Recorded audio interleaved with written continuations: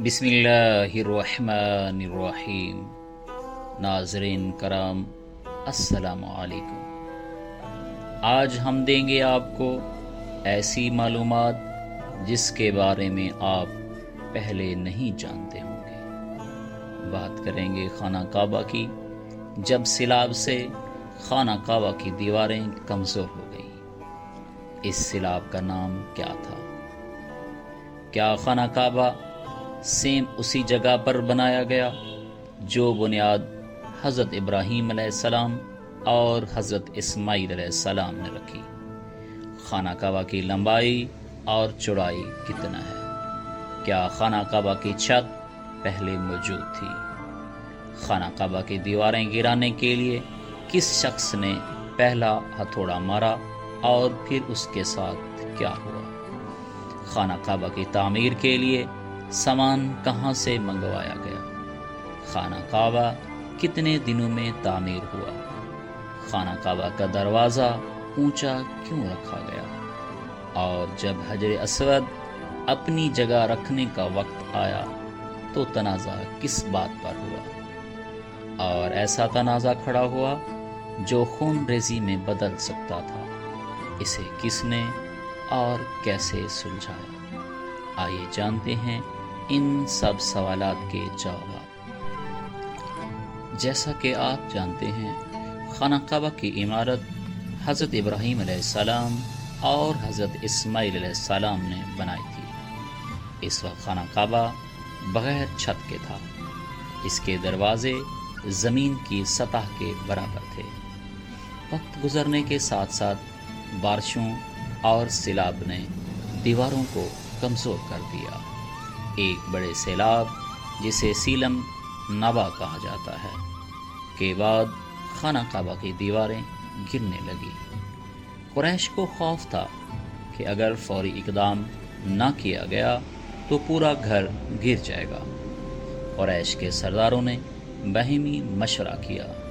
کعبہ کو گرنے سے بچانے کے لیے مکمل تعمیر نو کی جائے، لیکن یہ کام اتنا عظیم اور مقدس تھا کہ انہوں نے شرط رکھی، اس کی تعمیر میں صرف پاکیزہ مال استعمال کیا جائے گا، سود، زنا یا ظلم سے حاصل مال شامل نہیں ہوگا۔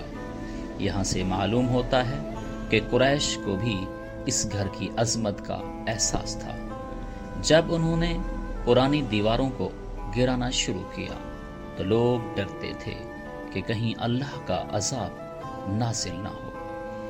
سب سے پہلے ولید بن مغیرہ مخزومی نے دیوار پر ہتھوڑا مارا۔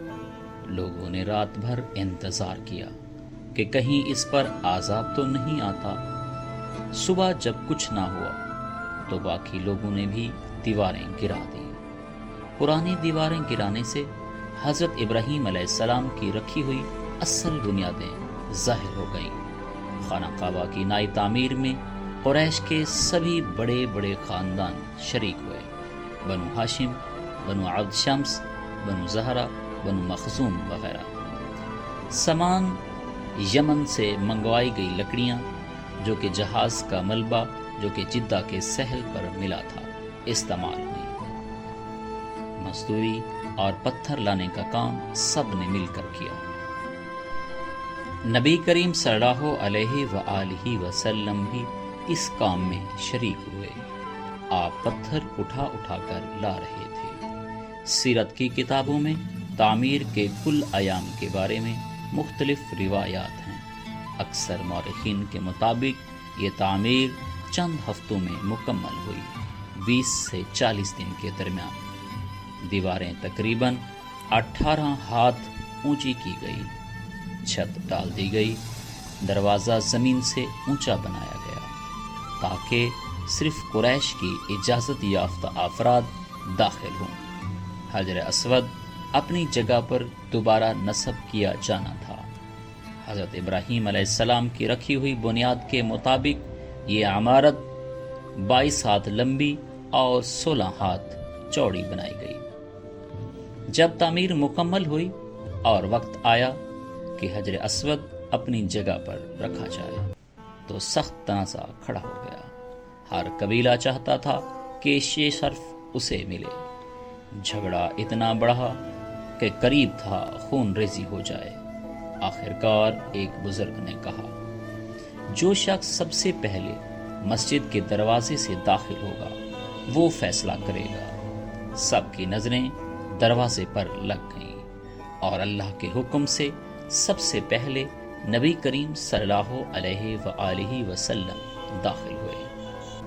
سب نے خوشی سے کہا، یہ تو صادق اور امین ہے، ہم اس کے فیصلے پر راضی ہیں۔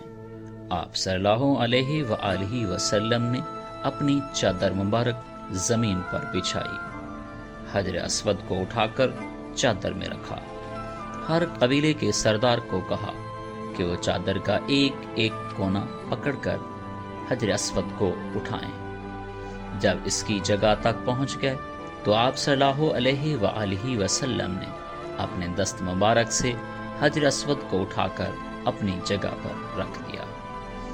ایک بڑے فتنے اور خون ریزی سے بچا لیا گیا۔ قریش میں آپ صلی اللہ علیہ وآلہ وسلم کی حکمت اور عزت مزید بڑھ گئی۔ تعمیر مکمل ہونے پر قریش مطمئن تھے کہ انہوں نے اللہ کے گھر کو نئی بنیادوں پر قائم کر دیا، لیکن ان کے پاس صرف پاکیزہ مال محدود تھا، اس لیے وہ خانہ کعبہ کو حضرت ابراہیم علیہ السلام کی اصل بنیادوں پر مکمل نہ بنا سکے۔ اس لیے کچھ حصہ تقریباً 3 ہاتھ باہر رہ گیا، جسے آج حتیم یا حجر اسماعیل کہا جاتا ہے۔ بعد میں نبی کریم صلی اللہ علیہ وآلہ وسلم نے فرمایا، اگر تمہاری قوم نئی اسلام میں نہ ہوتی تو میں کعبہ کو دوبارہ تعمیر کرتا اور اسے ابراہیم علیہ السلام کی اصل بنیادوں پر بنا دیتا۔ صحیح بخاری میں ہے، اگرچہ یہ واقعہ ویسے نبوی سے پہلے کا ہے، لیکن قرآن میں نبی کریم صلی اللہ علیہ وآلہ وسلم کے بلند اخلاق اور عظمت کے بارے میں عمومی ارشاد ہے، وَإِنَّكَ لَعَلَىٰ خُلُقٍ عَظِيمٍ، اور بے شک آپ عظیم اخلاق والے ہیں۔ یہ واقعہ عملاً اس آیت کا مظہر تھا۔ سورۃ قلم آیت نمبر 4۔ یہ صرف ایک واقعہ نہیں تھا بلکہ آنے والے وقت کی جھلک تھی کہ وہی نوجوان ایک دن ساری دنیا کو اختلاف اور اندھیروں سے نکال کر امن، عدل اور روشنی کی راہ دکھائے گا۔ یہ کہانی ہمیں یہ سبق دیتی ہے کہ جب کردار سچائی اور امانت پر مبنی ہو تو انسان نہ صرف معاشرے کا اعتماد بنتا ہے بلکہ اللہ کے دین کا پرچم بلند کرنے کا حقدار بھی ٹھہرتا ہے۔ اگر آپ ایسی مزید ایمان افروز اور تاریخ ساز واقعات پر مبنی ویڈیوز دیکھنا چاہتے ہیں تو ہمارے چینل کو لائک کریں، شیئر کریں اور سبسکرائب کرنا مت بھولیں۔ شکریہ۔